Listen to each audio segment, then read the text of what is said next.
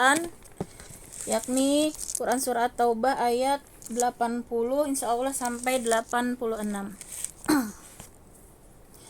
Baiklah, saya baca terlebih dahulu. A'udzu billahi minasy syaithanir rajim. Bismillahirrahmanirrahim.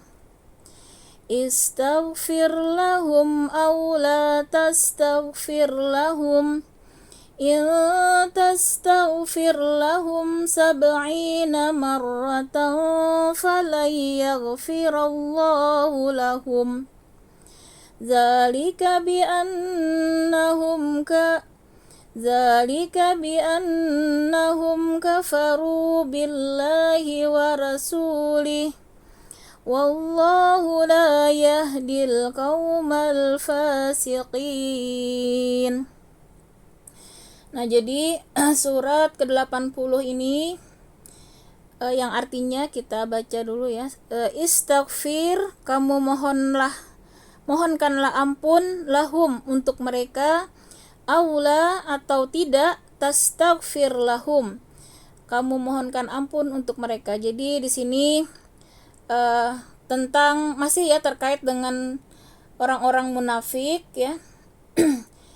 Ayat ini asbabun nuzulnya dulu ya saya sampaikan di dalam tafsir ya Ibnu Katsir. Turunnya ayat ini adalah terkait dengan kematian ya Abdullah bin Ubay bin Salul. Nah, kita ingat Abdullah bin Ubay bin Salul ini adalah gembongnya ya, atau bisa dikatakan pemimpin ya kaum munafik ya yang ada di Madinah. Yang kita ingat bahwa Abdullah bin Ubay bin Salul ini teramat sangat ya bencinya kepada Rasulullah ya, karena dia yang berharap ya menjadi pemimpin ya di Madinah, tetapi dengan kedatangan Rasulullah maka gagallah ya harapannya untuk menjadi pemimpin di Madinah. Nah, karena dia melihat ya bahwa Islam ini sangat berkembang ya di Madinah, maka dia menyatakan masuk Islam ya, tetapi ternyata di balik itu ya dia punya niatan lain. Nah, makanya di sini dikatakan dia munafik ya, karena Islamnya hanya secara zahir ya, sementara batinnya justru kebencian yang sangat besar ya terhadap Rasulullah, terhadap umat Islam. Nah, kemudian kita ingat ya bahwa ini terkait masih ya perang Tabuk ya, perang melawan Romawi, di mana ketika itu mereka ya orang-orang munafik ini kan tidak ikut ya berperang ya. Nah, kemudian di perjalanan ya ketika Rasulullah mau kembali ya, mau pulang dari berperang, justru mereka berusaha ya, ada 12 orang yang berusaha mencelakakan Rasulullah.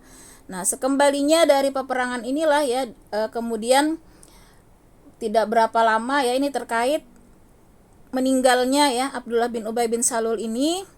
Nah, saat mau meninggal, ya ini ada dua pendapat, mohon maaf ya ibu-ibu. Pendapat yang pertama, Rasulullah diminta oleh anaknya ya untuk datang ya ke tempat bapaknya yang sekarat. Nah, ini pendapat yang pertama, masih sekarat ya, Rasulullah dipanggil ya untuk menemui Abdullah bin Ubay bin Salul. Sementara pendapat yang kedua, dan banyak ya pendapat yang lain bahkan menyatakan Rasulullah datang ke tempat Abdullah bin Ubay bin Salul ini saat dia sudah meninggal. Nah, karena putranya Abdullah bin Ubay ini, dia adalah sahabat Rasulullah dan muslim yang sejati ya. Jadi dia benar-benar muslim, bahkan dia juga termasuk sahabat terbaik ya. Nah, karena mengenang ya kebaikan sahabat Rasul ini, dan dia menyatakan sebagai bentuk berbakti ya kepada orang tuanya, dan juga dia berharap nama baik keluarganya tetap aman ya, karena ketika Rasulullah artinya datang ya fardu kifayah untuk ayahnya, maka desas-desus ya anggapan orang tentang keburukan bapaknya itu insya Allah akan sirna. Nah, itu harapannya ya, dia memohon kepada Rasul untuk datang ya kepada ayahnya yang ada tadi yang sekarat, ada juga yang dikatakan sudah meninggal ya. Nah, kemudian putranya Abdullah ini tadi ya, dia meminta Rasulullah untuk memberikan jubahnya sebagai kain kafan ya. Nah, jadi Masya Allah Rasulullah ya saking baiknya ya maka beliau berikan ya jubah beliau ya untuk menjadi kain kafan ya, tetapi diterangkan oleh ulama bahwa itu tidak berpengaruh ya, artinya walaupun dia memakai kain bajunya gamisnya Rasul ya sebagai kain kafan, itu tidak akan menghilangkan sakitnya sakaratul maut ya kalau dia belum meninggal, dan ataupun nanti azab kubur ya kalaupun dia sudah meninggal. Jadi walau alam ya ibu-ibu, yang benar yang mana. Jadi tadi ada yang mengatakan bahwa Rasul datang ke Abdullah bin Ubay ini saat sakaratul maut, ada juga yang mengatakan kedatangan Rasul ketika sudah meninggal. Nah, kemudian bahkan Rasulullah ya di situ menguburkan ya, ikut menguburkan, mensolatkan ya, bahkan ketika selesai menguburkan Rasulullah berdiri, nah berdoa. Nah, inilah yang menjadi asbabun nuzul ya, karena di sini Rasulullah memohon ampun ya untuk Abdullah bin Ubay bin Salul ya, memohonkan ampun. Nah, maka Umar ya ketika itu protes ya, karena Umar ini sudah tahu ya Abdullah bin Ubay ini track recordnya ya sudah sering sekali ya menyakiti Rasul, maka dia tidak setuju ya Rasulullah untuk mendoakan ya. Nah, Umar protes. Namun kata Rasulullah, aku diberikan pilihan oleh Allah gitu ya. Aku boleh mendoakan di sini ataupun tidak mendoakan. Nah, maka turunlah ayat ini ya, Masya Allah. Jadi Allah ternyata meluruskan ya perdebatan antara Rasul dan Umar ya. Ternyata Allah berpihak ya kepada pendapat Umar ya. Bahkan di sini sangat jelas ya Allah melarang ya, nanti di berikutnya ya Allah melarang Rasulullah untuk mensolatkan ya maupun mendoakan ya orang-orang munafik. Nah, jadi itu ternyata sebagai penghinaan Allah ya kepada orang-orang munafik ya di dunia ya. Nah, apalagi nanti di akhirat itu merupakan suatu azab yang sudah jelas ya tergambar baik di dunia maupun di akhirat ya, ketika Allah sudah memberikan sanksi yang seperti itu ya. Nah, makanya di sini tadi sama saja kata Allah, engkau memberi mohonkan ampun bagi mereka atau tidak memohonkan ampun bagi mereka. Walaupun engkau memohonkan ampun bagi mereka 70 kali, Allah tidak akan memberi ampunan kepada mereka. Yang demikian itu karena mereka ingkar atau kafir kepada Allah dan Rasulnya. Dan Allah tidak memberi petunjuk kepada orang-orang yang fasik.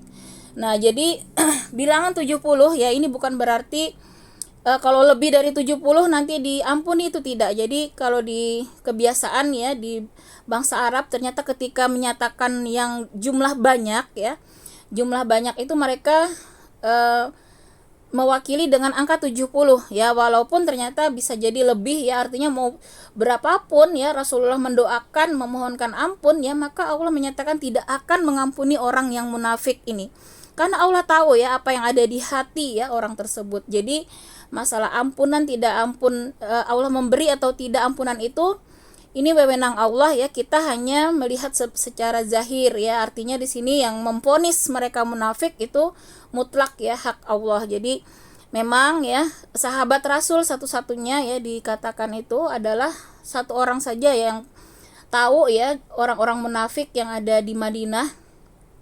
Kurang lebih itu dikabarkan sekitar 80 orang ya yang ada di Madinah itu orang munafik. Dan yang tahu rahasia ini adalah Huzaifah al-Yaman ya, satu-satunya sahabat Rasulullah yang memegang rahasia ya orang-orang yang munafik. Karena dia ketika itu tahu ya, melihat mereka yang membelot ya, dan juga mereka yang berusaha tadi mencelakakan Rasulullah ketika pulang dari perang Tabuk. Nah, itu kan ada sekitar 12 orang, kemudian yang lain-lain. Huzaifah al-Yaman inilah yang tahu mereka semuanya ya, dikabarkan oleh Allah. Maka Rasulullah ketika sejak saat ini ya, sejak ayat ini turun, ketika ada yang meninggal, maka Rasulullah akan bertanya kepada Huzaifah al-Yaman, apakah dia itu munafik atau tidak ya. Maka ketika Huzaifah katakan dia orang yang munafik, maka Rasulullah sama sekali tidak akan mensolatkan ya, apalagi mendoakan. Jadi dari ayat ini ternyata juga ada sunnah ya, ketika jenazah dikuburkan maka kita sunnah mendoakan ya. Kalau Rasulullah contohkan itu berdiri ya di samping kubur ya, kemudian berdoa memohonkan ampunan ya, karena saat itulah mereka benar-benar memerlukan doa-doa kita ya ketika menghadapi pertanyaan ya dari malaikat ya yang ada di kubur, mungkar nakir ya. Jadi mereka sangat perlu sekali syafaat dari orang-orang beriman ya, doa-doa kita ketika mereka sudah dikuburkan. Nah, ini jadi menjadi suatu syariat juga, kita disunahkan tadi untuk mendoakan ya jenazah yang sudah dikuburkan. Nah, kemudian ini tadi ya teguran Allah ya kepada Rasul untuk tidak lagi ya sejak ayat ini turun tidak lagi mensolatkan apalagi mendoakan tadi orang-orang munafik. Nah, kemudian di ayat berikutnya ya Allah masih memberikan gambaran sifat-sifat ya perihal orang munafik ini. Kita akan lihat kembali ya. Artinya ini kembali lagi menjadi pelajaran kepada kita ya untuk menjauhi sifat-sifat tersebut. Jadi hakikat ayat-ayat ini diturunkan adalah untuk kita pada hakikatnya ya, supaya kita bisa mendeteksi ya sifat-sifat ini di dalam jiwa kita, di dalam diri kita. Jangan sampai ya terdapat sifat-sifat kemunafikan. Nah, kalaupun kita merasa terdeteksi ya ada sifat-sifat ini di dalam diri kita, maka segeralah kita bertobat ya, segeralah kita memohon ampun kepada Allah, segeralah kita untuk dihilangkan ya sifat-sifat tersebut dari dalam diri kita, dan kita ikuti ya, mengikop diri dengan lebih banyak lagi melakukan amal-amal ibadah, amal-amal soleh. Nah, kemudian kita lihat ya, bagaimana sifat yang lain ya dari ciri-ciri orang yang munafik.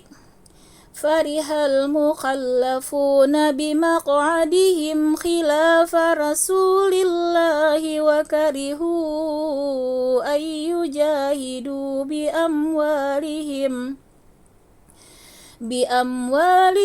wa anfusihim fi sabilillahi wa qalu la tanfiru fil har qul naru jahannama ashaddu harra law kanu yafqahun.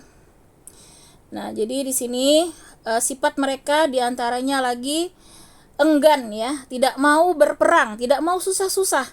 Nah, kalau konteksnya kita saat ini ya, tidak mau capek-capek ngaji ya, tidak mau berkorban ya untuk Islam misalnya ya, tidak mau susah-susah misalnya ya melakukan kebaikan-kebaikan ya. Nah, ini tanda-tanda ya yang harus kita waspadai kalau malas ya untuk berbuat kebaikan ya, padahal harusnya mampu. Nah, ini gejala-gejala ya kemunafikan yang harus segera kita tobati. Nah, jadi orang-orang munafik di sini diceritakan kembali ya. Mereka tidak ikut berperang ya. Kemudian mereka merasa gembira ya, duduk-duduk diam ya sepeninggal Rasulullah. Nah, mereka tidak suka berjihad dengan harta dan jiwa mereka di jalan Allah. Dan mereka berkata, "Janganlah kamu berangkat pergi berperang dalam panas terik ini. Katakanlah Muhammad." Nah, kemudian Allah bantah ya sifat mereka ini, langsung Allah jawab ya.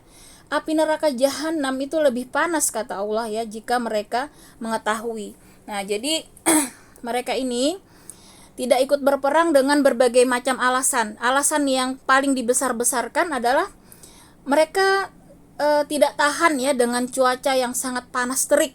Nah, itu alasan mereka yang menjadi pada umumnya ya menjadi alasan mereka untuk tidak ikut berperang. Jadi mereka ini kurang lebih tadi sekitar 80 orang ya yang minta izin ya tidak ikut berperang dengan alasan panas terik ya, tidak kuat begitu ya, dengan berbagai macam alasan. Nah, kemudian dijawab tadi oleh Allah ya, justru nanti karena mereka tidak mau susah-susah di dunia ya, panas api neraka kata Allah sebagai balasan mereka ya, jahanam itu akan lebih panas nanti yang akan mereka rasakan ya sebagai azab dari perintah wajib ya. Jadi saat itu ketika Rasulullah sudah memerintahkan ya, karena ini perintah Allah ya, maka wajib hukumnya sami'na wa ta'na. Jadi tidak boleh membuat-buat alasan ya. Jadi orang-orang yang beralasan tanpa uzur syar'i, maka itu dijanjikan Allah sebagai dosa besar yang akan mendapatkan azab ya, neraka jahanam. Nah, yang sangat panas kata Allah. Nah, jadi kemudian mungkin kita kembali sedikit mengulas ya perang Tabuk ini, kita ulang kembali sedikit ceritanya ya. Jadi ketika penaklukan Mekah ya, Fathu Mekah ya, jadi umat Islam berhasil menaklukkan kota Mekah, maka itu kan Islam ya, tidak ada lagi tantangan dakwah internal ya, semua berbondong-bondong ya, itu ada kan alam nasrah, apa namanya, iza ja'a nasrullahi wal fath. Nah, jadi surah itu ya yang berbondong-bondong orang masuk Islam ya, karena melihat kekuatan Islam ya, maka tidak ada lagi hambatan ya berdakwah di dalam internal, artinya ya ketika itu di Mekah ya orang-orang pada masuk Islam ya. Nah, maka yang terjadi tadi tantangan di luar ya. Jadi ketika Islam tadi menang ya, menaklukkan Mekah, ini banyak bahkan orang bangsa-bangsa Arab ya yang di bawah jajahan Romawi. Jadi ada beberapa bagian ya dari Arab itu ya yang mengikut kepada kekaisaran Romawi. Nah, ketika mendengar Islam menang ya, kemudian mereka berbondong-bondong menyatakan masuk Islam ya, kabilah-kabilah ini ya. Nah, inilah yang menjadi ancaman bagi Romawi. Jadi Romawi ini mendengar ya banyak yang menyatakan diri mengikuti negara Islam ya, tunduk di bawah negara Islam. Mereka khawatir kekuasaan mereka ini lama-lama akan habis ya, karena orang-orang pada wilayah Romawi nanti akan semakin menyempit ya ketika mereka bergabung ke dalam negara Islam.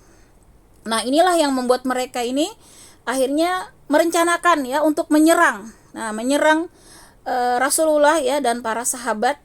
Pusat pemerintahannya kan di Madinah ya ibu-ibu ya, negara Islam pertama yang Rasulullah dirikan itu di Madinah. Maka ini sudah terdengar ya berdasarkan ada rombongan pedagang ya yang ke Madinah ya, kemudian mereka menyampaikan bahwa pasukan Romawi ini sudah siap-siap ya mau menyerang. Nah, padahal Romawi saat itu adalah pasukan terkuat di dunia ya. Di dunia itu dianggap pasukan yang paling kuat ya, negara yang paling super power ya, yang tidak ada negara lain yang berani ya untuk melawan ya kekuatan Romawi. Nah, bahkan kafilah dagang yang ke Madinah ini ya, mereka membuat desas-desus ya berdasarkan yang mereka dengar ya dari Romawi. Bahkan mereka sudah siap ya dengan pasukan yang sangat banyak begitu ya, yang mereka sampaikan informasi tersebut. Maka Rasulullah kemudian juga mengirim utusan ke Romawi. Nah, justru utusannya itu kan dibunuh ya, utusan Rasulullah itu dibunuh, kalau tidak salah namanya Al-Haris ya. Nah, itu dibunuh ya, maka Rasulullah akhirnya harus ya, mau tidak mau Islam tidak akan membiarkan ya kezaliman seperti itu, walaupun hanya satu orang ya.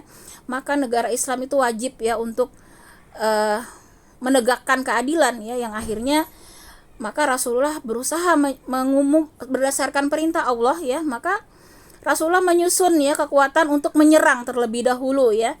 Nah, jadi karena Rasulullah mendengar Romawi akan menyerang, kemudian juga di latar belakangi ada sahabat yang dibunuh ya.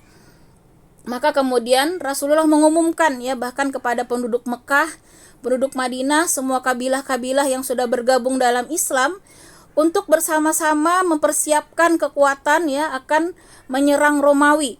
Nah, karena ini mereka tahu ya kekuatan Romawi sangat besar, maka Rasulullah meminta ya berdasarkan perintah Allah di Al-Qur'an ya, semuanya untuk mengumpulkan. Nah, nanti kita lihat di sini sedekah ya, baik harta atau apapun yang mereka miliki. Ya, mereka miliki. Makanya kemarin ya di ayat sebelumnya, orang-orang munafik ini kan mencela ya orang yang bersedekah, ada yang cuma dua mud kurma ya, sekitar 2 genggam kurma, karena mereka orang-orang yang miskin ya, bahkan hanya beberapa apapun yang mereka miliki ya mereka berikan. Kita ingat Abu Bakar menyedekahkan seluruh hartanya, Umar setengah dari hartanya, dan Utsman bin Affan itu bahkan menginfakkan 900 ekor unta ya dan 100 ekor kuda. Jadi Masya Allah ya, ditambah juga beberapa uang dirham ya, Abdurrahman bin Auf ya, semuanya sahabat itu ya berbondong-bondong. Jadi orang-orang Islam yang ikhlas ya tadi ya, maka Allah sampaikan mereka sangat antusias ya berjihad dengan harta dan jiwa mereka. Jadi para kabilah-kabilah tadi yang sudah menyatakan masuk Islam, mereka berdatangan ya untuk siap sedia berperang. Bahkan tadi menginfakkan yang perempuan ya, apapun yang mereka miliki, punya emas ya, perhiasan, semua mereka sumbangkan, bahkan sampai tidak ada yang mereka simpan ya. Karena mereka melihat ya Islam ini harus totalitas ya dalam perjuangan ini, karena akan menghadapi Romawi tadi yang super power ya, sehingga alhamdulillah ya terkumpul kurang lebih 30.000 ya prajurit Islam yang siap ya untuk ke perbatasan antara Romawi tadi dengan ini ya namanya daerah Tabuk tadi ya, kurang lebih 600 kilometer ya kalau tidak salah, jadi sangat jauh ya. Dan kondisinya saat itu memang sangat panas ibu-ibu, jadi sumber air itu hampir tidak ada ya di jalan-jalan itu saking keringnya ya. Diceritakan itu. Dan pasukan Rasulullah tadi berjumlah 30.000 itu kan sangat banyak ya, sementara unta tadi dihitung ya hanya satu ekor unta itu untuk 18 orang ibu-ibu, jadi mereka harus bergantian naik unta ya, perjalanan yang sangat jauh, sangat panas, tidak ada kendaraan yang memadai. Bayangkan tuh ya kalau ke Samarinda jalan kaki kadang ya harus naik unta bergantian, jadi luar biasa perjuangannya.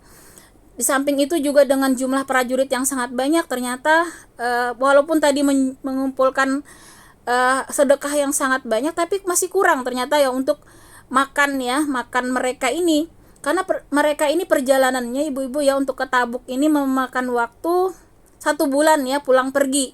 Nah jadi kemudian mereka di Tabuk ini kurang lebih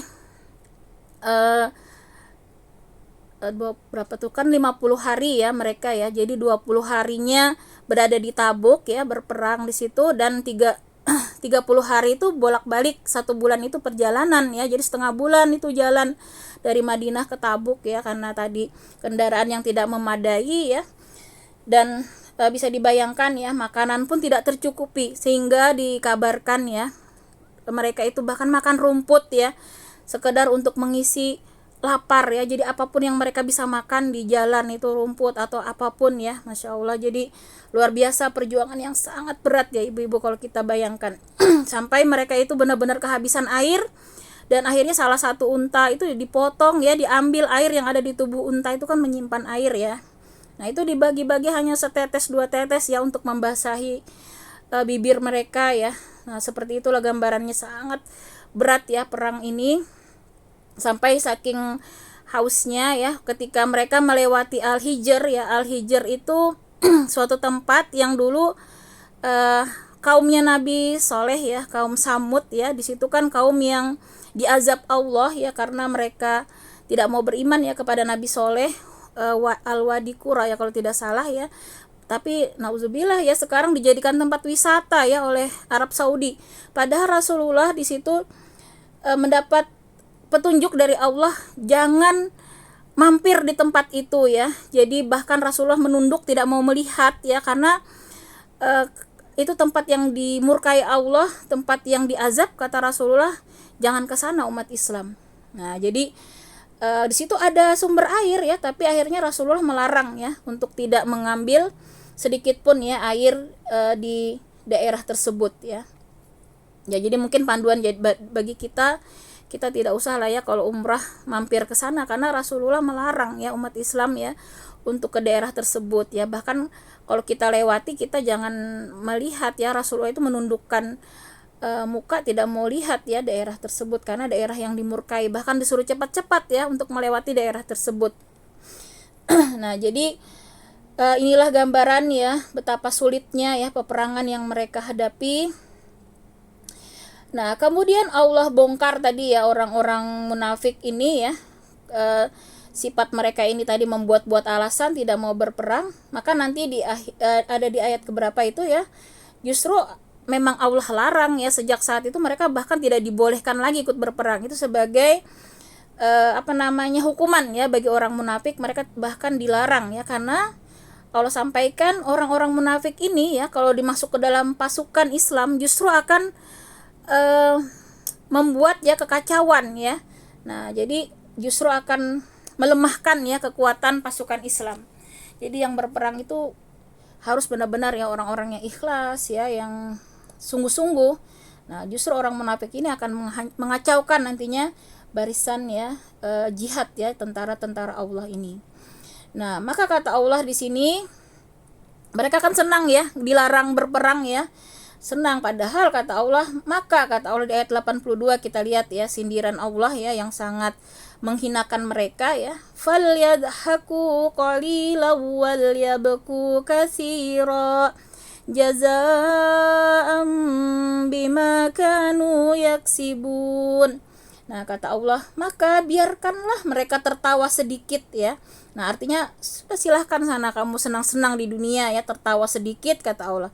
Dan menangis yang banyak. Nah, nanti kata Allah, menangisnya nanti di akhirat ya, di azab di neraka jahanam mereka akan terus menangis yang banyak ya, sebagai balasan kata Allah terhadap apa yang selalu mereka perbuat. Nah, jadi ya kata Allah gembira di dunia itu tidak ada artinya ya. Mereka senang tadi tidak diikutkan perang, padahal itu adalah kemurkaan Allah ya. Nah, kemudian kita lihat lagi ya bagaimana mereka nantinya akan berbondong-bondong ya minta izin tadi ya. Kemudian setelah Rasulullah kembali itu mereka mengemukakan berbagai alasan ya atas ketidakikutannya. Nah, jadi mereka ini ya justru mengambil kesempatan. Nah, ini yang bahaya ya ibu-ibu ya. Jadi orang munafik di Madinah ini membuat namanya Masjid Dirar ya. Jadi Masjid Dirar ini mereka buat sebagai tempat ya menampung orang-orang luar ya, orang-orang kafir dari luar yang mau tidak suka dengan Islam ya. Mereka tampung di situ dan orang-orang munafik lainnya berkumpul di masjid itu. Mereka merencanakan segala macam kejahatan ya untuk umat Islam. Nah, jadi mereka berkamuflase ya, luarnya masjid ya, di masjid, tapi di dalam masjid itulah mereka menyusun kekuatan ya orang munafik ini. Allah tahu betul ya. Maka mereka ini untuk menghilangkan kecurigaan kaum muslimin, maka mereka mengajak Rasulullah untuk sholat di Masjid Dirar. Tapi Rasulullah mendapat petunjuk ya, jangan mau gitu ya. Nah, maka Rasulullah selalu menolak. Kata Rasulullah, nantilah lagi sibuk gitu ya, mau perang malah mereka bikin masjid segala macam ya, mau ngajak Rasul ke sana. Kata Rasulullah, nantilah aku putuskan setelah selesai perang Tabuk gitu ya. Nah, tapi ternyata setelah perang Tabuk ini justru Allah perintahkan ya masjid itu dirobohkan. Nah, jadi Rasulullah justru tidak sholat di sana ya, di masjid tersebut dirobohkan ya, karena masjid ini niatnya ya bukan dalam rangka ibadah, tapi justru niatnya buruk ya, dalam rangka menyusun kekuatan untuk mengalahkan ya umat Islam. Nah, itulah jadi kalau masjid yang dibangun ya orang-orang munafik ya bukan dalam rangka ibadah, hanya untuk misalnya tujuan-tujuan dunia, maka Allah tidak ridho ya. Jadi apa yang kita infakkan, kita wakafkan itu harus benar-benar niatnya kita luruskan ya, mengharap ridha Allah semata.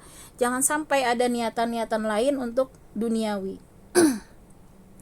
Nah, maka tadi di sini ya di ayat 83, فَإِنْ رَجَعَكَ اللَّهُ إِلَى طَائِفَةٍ مِّنْهُمْ فَاسْتَأْذَنُوكَ لِلْخُرُوجِ فَقُلْ لَنْ تَخْرُجُوا مَعِيَ أَبَدًا وَلَنْ تُقَاتِلُوا مَعِيَ عَدُوًّا إِنَّكُمْ رَضِيتُمْ بِالْقُعُودِ أَوَّلَ مَرَّةٍ فَاقْعُدُوا مَعَ الْخَالِفِينَ. Maka jika Allah mengembalikanmu Muhammad kepada suatu golongan dari mereka, orang-orang munafik, kemudian mereka meminta izin kepadamu untuk keluar pergi berperang, maka katakanlah, kamu tidak boleh keluar bersamaku selama-lamanya dan tidak boleh memerangi musuh bersamaku. Sesungguhnya kamu telah rela tidak pergi berperang sejak semula. Karena itu duduklah, tinggallah bersama orang-orang yang tidak ikut berperang. Nah, jadi setelah perang Tabuk ya, maka Rasulullah ya menyampaikan ya ayat ini, bahwa sejak saat itu ya maka Allah melarang mereka untuk ikut perang apapun. Nah, gara-gara mereka tidak ikut perang Tabuk ini, kata Allah, sejak semula kamu gak mau ikut perang, sudah setelah ini maka mereka tidak dibolehkan lagi berperang ya. Nah, padahal ya bagi umat Islam ternyata Masya Allah mereka itu sangat gembira ya Bu ya, menyambut perintah perang itu sangat gembira, karena mereka berpikir ini surga yang sangat mudah ya, Masya Allah. Jadi mati syahid itu kematian yang sangat indah ya, tidak melewati susahnya sakaratul maut, ya, tidak melewati azab kubur, ya, tidak melewati yaumil hisab dan lain-lain, mereka langsung jalan tol ke surga. Langsung, ya. Jadi orang-orang yang mati syahid itu kata Allah ruh mereka langsung dikirim ke taman-taman surga, di dalam burung-burung, ya, yang makan dengan seenaknya di surga, bebas gitu, ya, menikmati nikmatnya surga, dititipkan ruhnya kepada burung-burung surga. Nah, jadi sementara menunggu kiamat mereka sudah senang-senang. Masya Allah, jadi jangan kita kira, ya, orang yang mati syahid itu menderita, ya, mati syahid itu buruk. Justru, ya, mereka yang paham itu berbondong-bondong, ya, mereka pengen itu ikut berperang, ya. Bahkan diceritakan itu ada orang yang sangat miskin, ya, dia datang kepada Rasul minta tolong, ya, bagaimana caranya dia bisa ikut berperang karena tidak ada sama sekali harta yang dia tinggalkan untuk keluarganya, ya, termasuk peralatan untuk berperang. Maka dia minta kepada Rasul, tolong Rasul, bagaimana caranya saya ingin ikut perang. Tapi karena saat itu juga kondisi umat Islam sulit, ya, maka kata Rasul, sudah, kamu kembali, tidak usah berperang, karena untuk keluargamu kamu juga harus menafkahi, ya. Kemudian kita juga tidak ada persediaan untuk orang-orang yang tidak punya peralatan, tidak punya kendaraan, ya. Jadi mereka ini ikut berperang menyediakan sendiri, ibu-ibu, ya, peralatannya segala macam, dan mereka harus punya simpanan untuk keluarga yang ditinggalkan.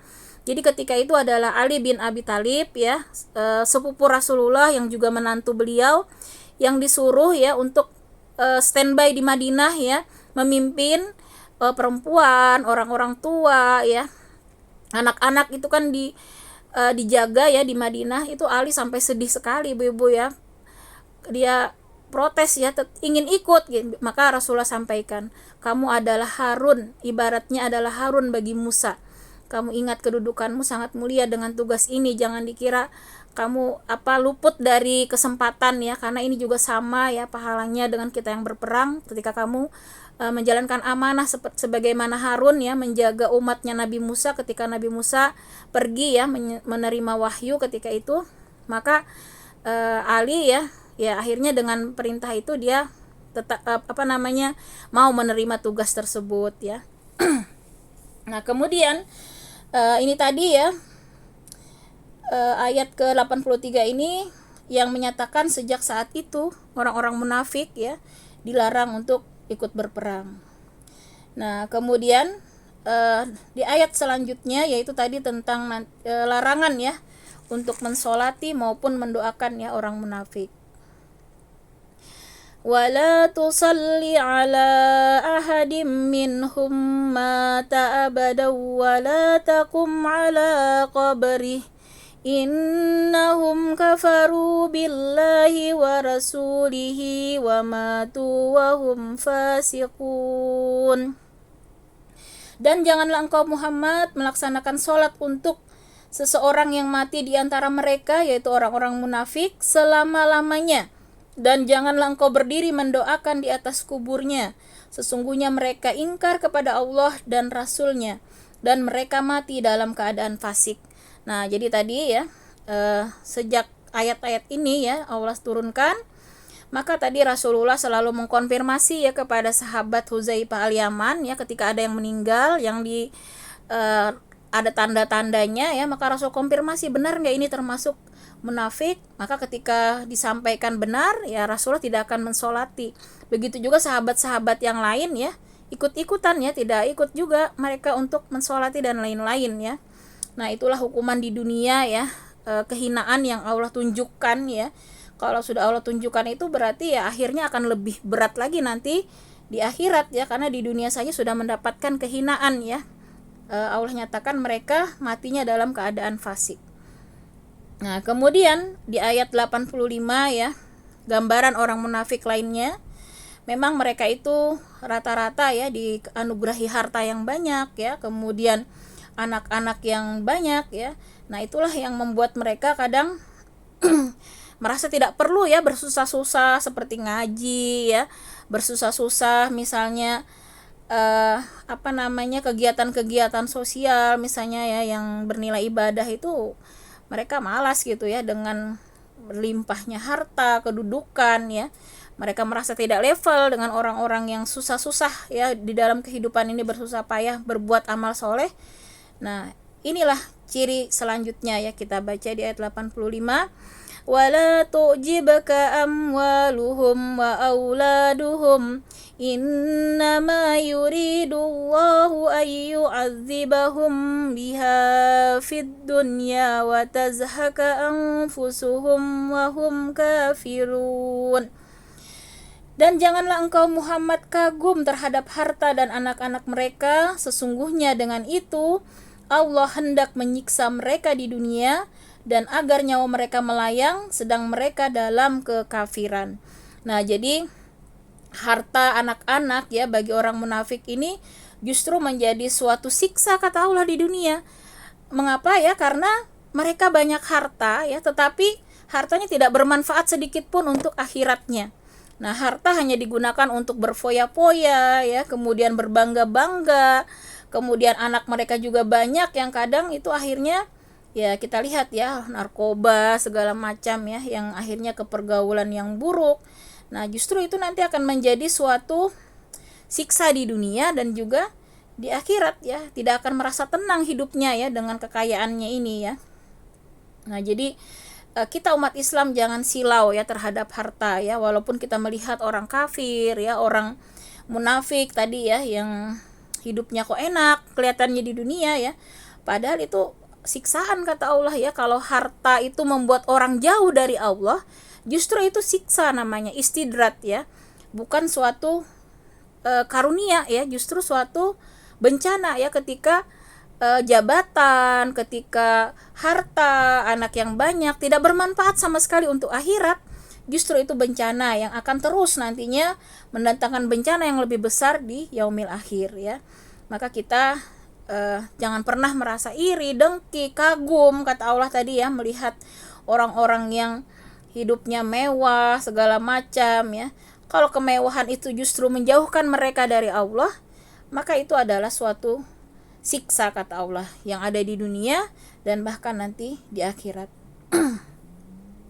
Nah, ibarat inilah ya, kita kalau kita belanja ya ibu-ibu di supermarket ya, semakin banyak ya kita belanja, semakin lama kan ya bayarnya ya, satu-satu seret-seret gitu. Sama juga di dunia ini ya, ketika semakin banyak dianugerahi harta misalnya ya, jabatan atau amanah-amanah yang lain, maka akan semakin lama ya nanti hisapnya. Jadi jangan dikira amanah itu kesyukuran ya, kalau kadang orang naik jabatan misalnya atau berhasil misalnya mendapatkan jabatan itu syukuran, harusnya itu suatu bencana ya. Karena kalau amanah itu tidak ditunaikan dengan baik, akan berat sekali pertanggungjawabannya di yaumil akhir ya, apalagi kalau seorang pemimpin. Kalau ada rakyatnya yang bermaksiat misalnya ya, dia tidak berusaha untuk meluruskan ya, tidak ada upaya, maka semua dosa-dosa ya itu akan dia tanggung ya, ketika dia tidak ada upaya untuk beramar ma'ruf nahi mungkar dengan kekuasaannya. Nah, jadi bukan perkara yang mudah sebenarnya amanah itu ya. Justru kita ingat ya, sahabat-sahabat salafus soleh itu susah sekali kalau disuruh dikasih jabatan tuh menolak ya, nggak ada yang mau ya, sampai dipaksa-paksa tuh ya, nggak ada yang mau. Kalau sekarang orang berbondong-bondong mungkin mau jadi caleg, jadi pemimpin ya, punya jabatan.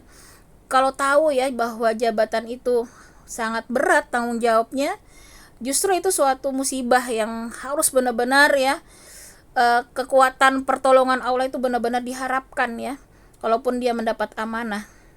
Maka justru susah sekali zaman, kita ingat zaman khalifah itu sampai kesana kemari nyari jadi hakim itu susahnya, nggak ada yang mau ya, sampai dipaksa-paksa tuh ya. Orang-orang soleh zaman dulu itu takut sekali menerima amanah ya. Nah, apalagi harta-harta tadi ya, mereka juga banyak. Coba kita lihat, mereka itu punya banyak harta, tapi semua harta itu Masya Allah ya, tadi Utsman bisa menyedekahkan, hitung aja 900 ekor unta, itu berapa Bu ya, banyak sekali ya, 100 ekor kuda. Nah, jadi unta perang, kuda perang itu kan sangat mahal ya.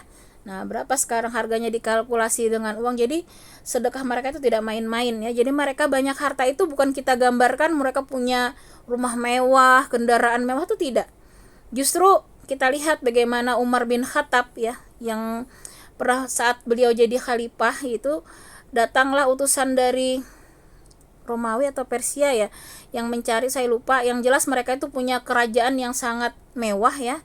Mereka terheran-heran, mana ibaratnya presidennya umat Islam tuh mana gitu. Ternyata orang yang berbaring di bawah pohon kurma ya, yang tempat tidurnya hanya pelepah kurma dan beralaskan tadi ya, pelepah kurma. Bayangkan tuh, bisa bilur-bilur tuh ya punggungnya kalau berbaring di pelepah kurma ya, dan langit sebagai atapnya ya, dan bajunya saja sampai 12 tambalan lebih Umar bin Khattab itu. Tapi ketika bersedekah separuh hartanya, itu berapa ya, 4.000 dirham atau berapa, itu banyak sekali ya ibu-ibu ya. Jadi mereka itu tadi ya, kekayaannya Masya Allah benar-benar ya sangat bermanfaat, karena mereka gunakan, bahkan seperti Abu Bakar, seluruhnya ya digunakan untuk infak jihad fisabilillah ya. Nah inilah tadi gambaran ya, kalau orang ya senang dengan jabatan justru tadi bersyukur, hati-hati ya, ternyata ini termasuk ya ciri-ciri orang yang munafik ya, ketika dia sangat ambisius ya terhadap jabatan. Nah beda halnya seperti Nabi Yusuf misalnya ya. Nabi Yusuf karena mendapat wahyu dari Allah ya untuk dia memimpin ya, maka beliau menawarkan diri ketika itu memang ya, karena dia tahu ya lebih banyak kebaikan kalau beliau bisa memimpin ketika itu. Jadi ada kalanya memang ya umat Islam itu juga harus berupaya menjadi pemimpin ketika melihat kemungkaran, misalnya sudah merajalela ya. Kalau tidak ada yang beramar ma'ruf nahi mungkar di kekuasaan, itu juga akan sulit ya, ketika misalnya akhirnya dibuatlah peraturan-peraturan yang menyusahkan umat Islam untuk beribadah ya, apalagi peraturan-peraturan nanti yang melonggarkan ya orang-orang kafir ya untuk leluasa berkuasa di negeri kita, maka umat Islam harus tampil di situ ya. Kita juga harus berjihad ya untuk bisa memimpin. Nah itu beda lagi ya, kalau melihat kondisi amar ma'ruf nahi mungkar itu sangat luas ya ibu-ibu ya. Maka yang pertama, amar ma'ruf nahi mungkar yang paling tinggi itu kan ketika bisa dengan tangan ya, kan itu dalam hadis Rasulullah ya, berdakwah dengan tangan artinya dengan kekuasaan. Itulah yang pertama harus diupayakan oleh umat Islam ya, bagaimana umat Islam itu bisa mencegah kemungkaran ya, beramar ma'ruf dengan kekuasaan ya. Jadi kalau bisa menguasai umat Islam ya di suatu daerah ya, dari lingkup kecil saja keluarga ya, kita memang harus benar-benar mengutamakan calon mantu misalnya ya, yang agamanya bagus kan, seperti hadis Rasulullah ya, yang pertama lihat agamanya ya, baru yang lain-lain. Nah maka ini juga panduan kita memilih pemimpin dimanapun, maka agamalah yang menjadi indikator pertama, mana yang paling soleh ya, yang paling bisa membawa kemenangan untuk agama Allah, yang mau menolong agama Allah. Itulah yang jadi pertimbangan kita pertama. Siapakah nanti yang akan menjadi mereka itu di belakangnya siapa gitu ya, yang akan nanti mengontrol penguasa tersebut. Maka itu juga menjadi pertimbangan kita ya. Nah ini jadi memang sangat luas ya ayat ini, kita aplikasikan dalam segala hal ya.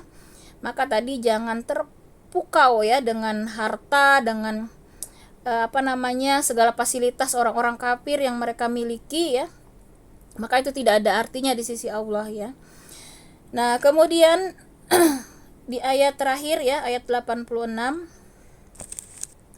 wa idza unzilat suratun an aminu billahi wajahidu ma'a rasulihi istazanaka ulut tawli minhum wa qalu zarna nakum ma'al qa'idin. Dan apabila diturunkan suatu surah yang memerintahkan kepada orang-orang munafik, berimanlah kepada Allah dan berjihadlah bersama Rasulnya. Niscaya orang-orang yang kaya dan berpengaruh di antara mereka meminta izin kepadamu untuk tidak berjihad. Dan mereka berkata, biarkanlah kami berada bersama orang-orang yang duduk tinggal di rumah.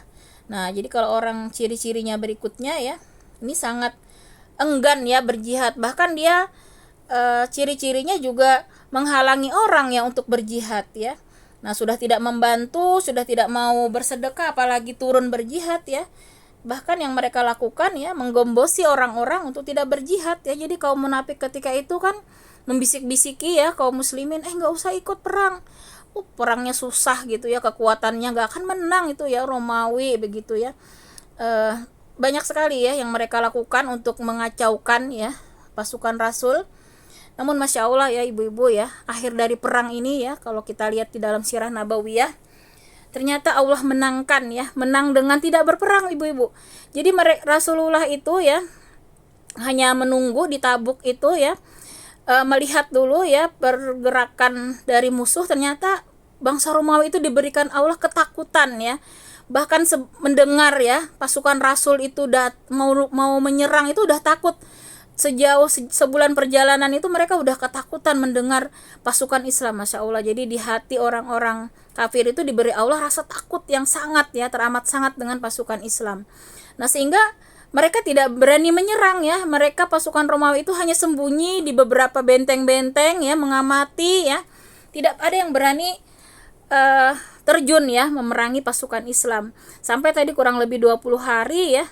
Bahkan selama 20 hari ini kabilah-kabilah ya yang khususnya orang-orang Arab ya yang di bawah kekuasaan Romawi itu berbondong-bondong ya mendatangi Rasulullah ya. Utusan-utusan mereka itu menyatakan untuk menjadi bagian dari negara Islam Madinah itu ya. Ya Masya Allah, banyak sekali yang akhirnya tunduk, bahkan yang masih Nasrani juga ketika itu ya tunduk di bawah kekuasaan Islam, menyatakan diri untuk bergabung ya. Mereka keluar kenegaraan ya, tadi dari Romawi mereka keluar ya, dan mereka berbondong-bondong menjadi bagian dari negara Islam. Karena dalam Islam itu untuk menjadi bagian negara Islam tidak harus muslim ya. Jadi orang kafir yang mau membayar jizyah ya namanya ya, kalau kita sekarang mungkin pajak ya, kalau umat Islam kan zakat ya. Jadi kalau untuk orang kafir zimni, artinya orang kafir yang tidak memerangi umat Islam, mereka diberikan jaminan ya oleh Allah dan Rasulullah. Ketika mereka bersedia untuk menjadi negara Islam, bergabung ya ke dalam pemerintahan Islam, harta, darah mereka semua mereka akan dilindungi oleh Islam. Jadi Masya Allah, jadi kemenangan umat Islam itu tanpa berperang ternyata ibu-ibu di dalam perang Tabuk ini. Karena sudah banyak sekali yang berbondong-bondong ya ikut negara Islam, dan tidak ada juga pergerakan dari bangsa Romawi. Nah maka akhirnya Rasulullah kembali ya dengan kemenangan yang sangat banyak ya, karena menangnya tadi banyak yang menyatakan tunduk ya, sampai ke daerah perbatasan itu hampir ya negara-negara yang jajahan Romawi yang dulunya ikut Romawi berbalik ya ikut Islam ya, Masya Allah. Jadi Rasulullah pulang ya bersama sahabat itu disambut kembali oleh penduduk Madinah ya, yang ibu-ibu tadi, orang tua, anak-anak ya. Seperti saat Rasulullah datang ya, kita ingat itu Tala'al Badru ya, puji-pujian ya kepada Allah, kepada Rasul atas kemenangan yang tanpa berperang ya, Masya Allah. Jadi itulah ya, nanti mungkin ada ya di ayat berikutnya itu di dalam sirah diceritakan seperti itu ya, akhir dari perang Tabuk ya, kemenangan tanpa ada peperangan sama sekali ya. Nah itulah bagi kita ya, harus yakin ya bahwa ketika kita sungguh-sungguh ya di jalan Allah, Allah berjanji akan memenangkan ya, baik di dunia maupun di akhirat. Karena pada hakikatnya ketika syahid pun itu adalah kemenangan ya bagi kita ya, karena artinya tadi mendapat akhir yang terbaik ya dalam kehidupan. Demikian, wallahu a'lam bishawab. Marilah